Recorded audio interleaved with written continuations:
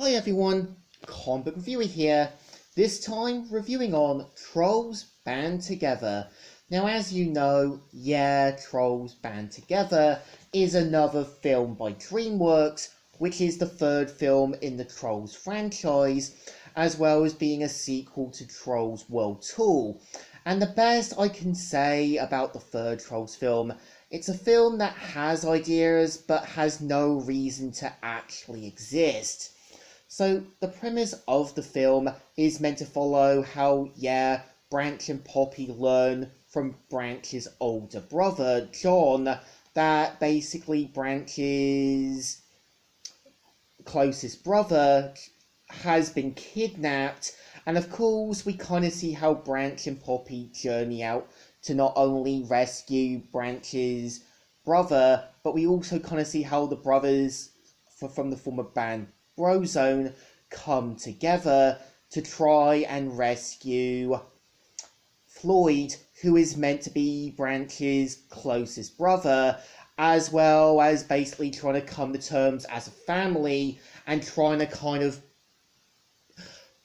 save the day. And I think what the film is trying to do is capture the feel of how, rise and fall of boy bands, and how, most of the time boy bands will start out, but will eventually fall down. And I think it tries to throw in things that clearly never needed to be made. Like, obviously, Branch having four older brothers, John, Spruce, Clay, and Floyd. And clearly this is trying to throw in them as a plot device for the film.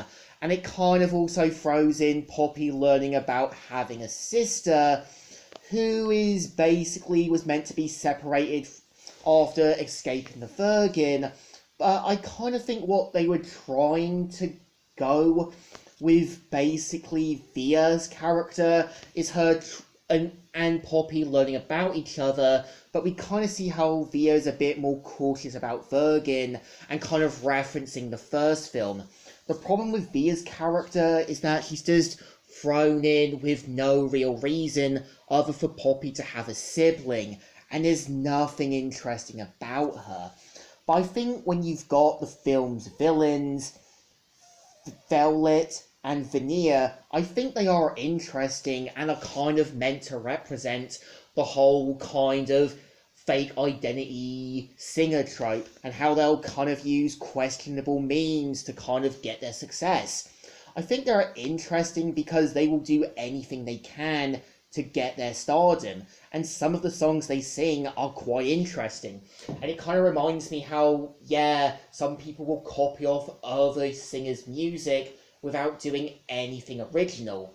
Most original singers will have an original song that they can work with, and there's a certain beat to it. Like, Johnny Cash having this kind of old western upbeat feel. It's kind of like looking at George Michael. His songs always had these uplifting, calm, but kind of serious beats to it. Or it's kind of like looking at Amy Winehouse. She really had this go around, rough around the edges. And I feel like, having Amy Schumer play Velvet is an interesting idea.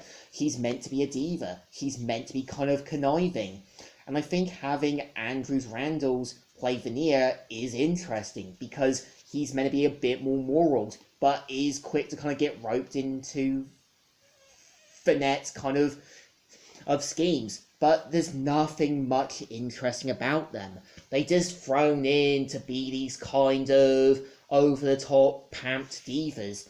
I think at least with Helva Boss, when you had Glitz and Clam, they worked as characters, and Faye Matter really brought them to life. She knew what she was given. She really had this really kind of mean girl vibe to her, and she could fit that like a glove.